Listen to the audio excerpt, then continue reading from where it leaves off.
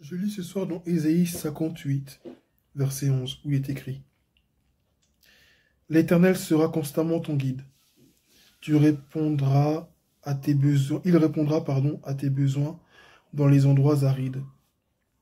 Et il redonnera des forces à tes membres. Tu seras pareil à un jardin bien arrosé, à une source dont l'eau n'arrête jamais de couler. Amen. Amen. C'est l'Éternel qui le dit au travers de son prophète Ésaïe. Il dit: l'Éternel sera constamment ton guide. Constamment. Jésus a dit quoi dans sa parole? Il a dit: je suis avec vous tous les jours jusqu'à la fin du monde.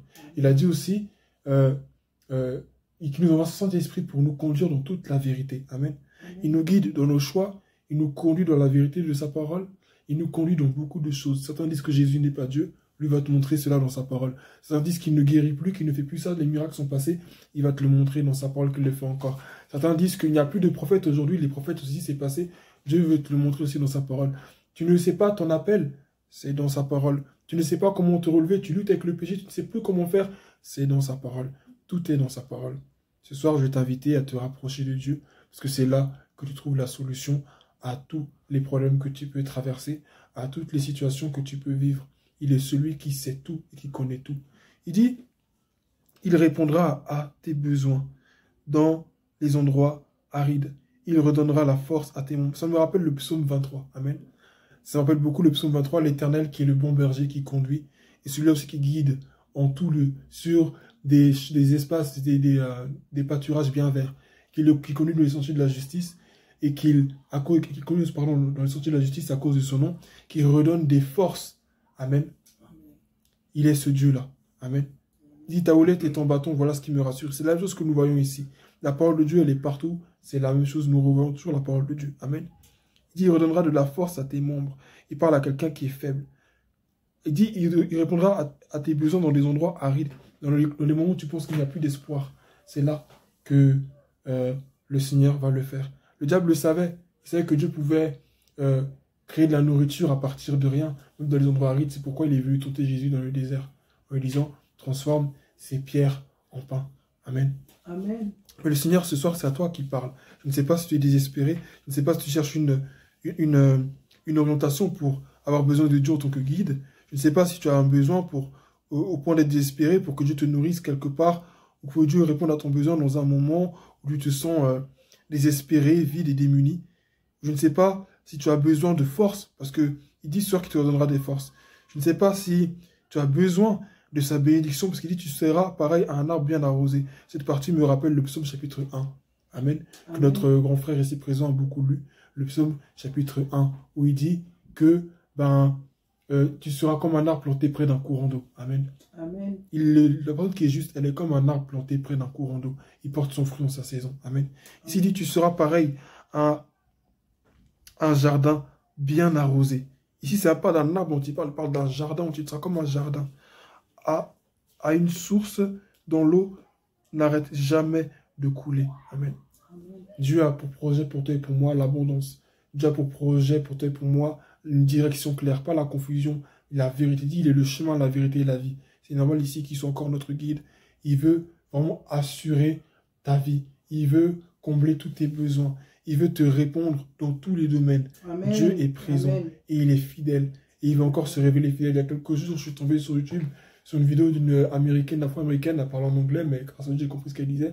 Et un autre frère aussi qui disait la même chose. C'est que Dieu, en fait, il répond. Tu ne le sens pas peut-être, mais Dieu il est en train d'agir. Amen. Dieu est en train d'agir. Tu ne le sens pas, tu ne le vois pas, mais Dieu il est en train d'agir. Et Dieu m'a convaincu de cela encore il y a pas longtemps, que Dieu est vraiment en train d'agir dans le secret.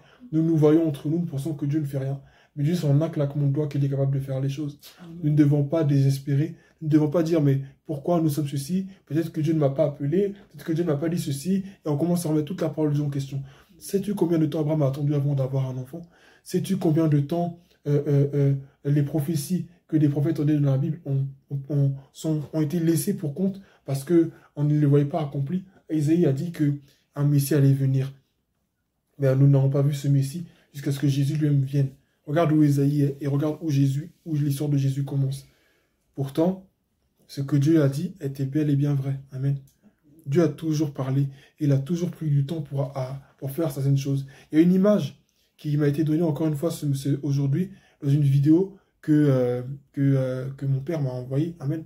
Une vidéo où une sœur, elle parle d'une image que le Saint-Esprit lui a donnée. Et je vais finir par là parce que c'est un message d'espoir et d'encouragement. Amen. Amen. Elle a donné une image de 3 personnes qui sont entrées dans un restaurant. Amen. Ces 3 personnes ont commandé des plats différents. La première a commandé une salade. Amen. La deuxième a commandé un plat avec du steak. La troisième a commandé un plat assez spécial, très élaboré, assez spécial. Alors, le premier n'a pas attendu trop longtemps, il a eu sa salade rapidement. Le deuxième a un peu attendu, mais il a eu ce qu'il voulait. Le troisième a attendu vraiment très très longtemps et à la fin, il a eu ce qu'il devait avoir. Et un des cuisiniers qui était dans la cuisine demande maintenant à son chef, nous traitons les clients de la même manière. Pourquoi est-ce que tout le monde n'a pas eu son plat en même temps? Et le chef dit, la salade demande moins de temps à préparer. Demande moins de temps de préparation. Je peux la faire en 5 minutes. Et si je devais donner la salade, si je devais donner à chacun son plat dans le même timing que j'ai donné la salade, ben, celui qui allait avoir son steak allait avoir des dommages parce que son steak n'allait pas être cuit. Et celui qui avait demandé aussi un plat bien élaboré allait avoir aussi des soucis parce que son plat n'allait pas être fait comme il se doit. Plus la mission elle est spéciale, plus ce que tu demandes à Dieu est grand, plus ça va demander du temps. Amen. Dieu est en train de préparer quelque chose, ça demande du temps, mais Dieu il sait pourquoi il le fait. Pourquoi les autres ils ont ça vite et pourquoi toi tu n'as pas ça vite. Dieu il a un timing pour tout le monde. Dieu nous aime tous de la même manière. Tout comme dans ce restaurant-là, il traitait tous les clients de la même manière, c'est vrai. Mais selon le plat que chacun avait demandé, selon le plat que chacun avait commandé, il ne pouvait pas avoir son plat au même moment. Et nous le voyons tous aujourd'hui, on voit dans des restaurants divers, tu te commandes ton truc, des fois la personne qui est venue après toi, c'est elle-même qui a sa commande avant. Mais ça dépend de ce qu'elle a commandé. Amen. Ça dépend de ce qu'elle a commandé. Donc, si toi, tu as commandé avec des ingrédients spéciaux, à cause des ingrédients, comme tu as des ingrédients spéciaux, les ingrédients spéciaux demandent du temps. Amen. Donc, il faut être patient. Amen. C'est dans ça que les bases de ton ministère sont affermies. Amen. Dans le temps où tu attends la main de Dieu, c'est là que le Seigneur est en train d'affermir des bases solides pour le ministère qu'il t'a confié. Si tu n'as pas su attendre, la récolte, tu ne sauras pas si tu n'as pas su attendre le temps que la semence puisse germer en terre, tu ne sauras pas récolter le jour où tu devras récolter cette semence-là. Donc il faut attendre. Peut-être tu pries, tu ne vois rien. Tu jeûnes, tu ne vois rien. Tu demandes, tu ne vois rien. Mais c'est parce que tu ne vois rien qu'il ne se passe rien. Dieu a dit à Noé qu'il va pleuvoir. Dieu a dit à Noé qu'il y aura le déluge. Noé on s'est moqué de Noé. On s'est moqué de Noé. On l'a humilié parce que, mais non, il n'a jamais plu. Parce qu'en ce temps-là, la pluie, c'était quoi? C'était une fumée qui sortait de terre. Il n'y avait pas de pluie. Mais c'était cette fumée-là qui sortait de terre qui arrosait. Amen. C'était comme ça. C'était pas autrement. Donc, personne ne s'attendait à ce qu'il pleuve. Et même s'il pouvait pleuvoir, personne ne s'attendait à ce que cette pluie-là inonde toute la terre entière. Noé a averti les gens. Personne n'a écouté. Il a appelé les gens à la repentance. Personne n'a écouté. Mais Dieu avait un plan. Dieu avait quelque chose qu'il allait faire. Et il a dit qu'il allait le faire, il l'a fait. Quand il a dit que la pluie allait venir, la pluie est venue. Il a dit que le Saint-Esprit, Jésus a dit encore à ses disciples que le Saint-Esprit allait venir. Il descend sur vous. Attendez-le. Ils ont attendu le Saint-Esprit de Dieu. Il est descendu à un moment où eux ne s'attendaient pas. Ils étaient réunis comme tous les jours, mais ce jour-là, le Saint-Esprit est descendu. Tu ne sais pas à quel moment le Seigneur va prévoir de faire les choses. À ce moment, tu t'attendras le moins. Et il vaut mieux pas que ce jour Dieu te trouve en train de désespérer, en train de te lamenter. C'est normal d'être triste, c'est normal des fois de perdre espoir, mais ressaisis-toi, parce que celui qui t'a appelé, il connaît les temps, les circonstances. Il sait toutes choses. Amen. Il sait toutes choses. Si toi-même, tu ne peux pas aller dans un magasin, prendre un habit exprès qui est trop petit, trop grand pour toi, parce que tu connais ta taille, celui qui t'a créé, il connaît aussi tout ce qu'il te faut. Tout ce qui est bon pour toi, il sait ça. Donc, fais-lui confiance. Ce soir, j'ai encouragé quelqu'un à faire confiance à nouveau au Seigneur. Comme si c'était le premier jour. Comme si même nous venions à peine de commencer. Faisons confiance au Seigneur. Dieu, ce n'est pas un menteur, en fait. Il faut au bout d'un moment qu'on réalise que le Dieu qui nous parle matin, midi et soir, ce n'est pas un menteur. C'est normal de se poser des questions. Mais si Dieu a fait des choses dans le passé, il peut le faire encore aujourd'hui. Qu'est-ce qui l'empêche de le faire aujourd'hui? Il n'y a rien du tout qui peut l'empêcher de le faire aujourd'hui. Donc faisons-lui confiance. Amen. Peut-être qu'aujourd'hui, tu ne pries plus comme avant. Peut-être qu'aujourd'hui, tu ne ressens plus sa présence comme avant. Mais Dieu ne veut pas que tu bases ta foi sur les sensations que tu ressens. Dieu ne veut pas que tu bases ta foi sur ce qu'il fait ou sur ce qu'il ne fait pas. Ma foi, notre foi en Dieu ne doit pas être basée sur ce que Dieu fait, sur ce que Dieu ne fait pas. Notre foi doit être basée sur qui Dieu est. Amen. Amen. Sur l'identité de Dieu. Dieu est bon. Dieu est amour. Dieu est paix, Dieu est joie, Dieu est fidèle. Et parce que je sais que Dieu est fidèle, parce que je sais que Dieu est amour, même si aujourd'hui je n'ai pas ce que j'ai demandé, parce que Dieu est amour, il me donnera ce qu'il me faut au moment où lui l'a prévu. Amen. Amen. Pendant ce temps où tu attends, Dieu prépare ton cœur. Dieu est en train de te former. Vous savez, la formation, ce n'est pas toujours des gens qui vont venir vers nous, nous accuser, nous persécuter. Le temps est la pire épreuve que l'être humain puisse vivre sur cette terre. Anne a attendu longtemps avant d'avoir un enfant. Mais un jour, elle a compris que ce qu'il fallait, c'était d'aller dans la maison de Dieu.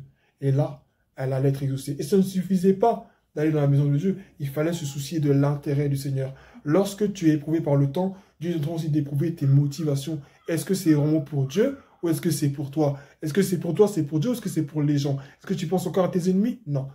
Dieu veut que tu te concentres sur lui. À partir du moment où tu as Dieu, mon ami, tu as tout. Même si les âmes ne viennent pas. Mais tu as celui qui t'a appelé avec toi tous les jours, tu as tout. Tu vois ce que le monde entier cherche et puis font les guerres là. C'est ça que tu as en toi. C'est pourquoi le monde entier se bagarre là. C'est ce que tu as à l'intérieur de toi. Tu as le Saint-Esprit en toi. Tu n'as pas besoin de courir après des mentors ou quoi qu'est-ce. Tu n'as pas besoin Non. Tu as le Saint-Esprit de Dieu en toi. Tout l'appel, les rêves que tu as eu, c'est la réalité. Dieu veut le faire. Et je vais finir par là. Fais confiance en Dieu. Il fait toutes choses bonnes et belles en son temps. Amen. Amen. Que son nom soit béni.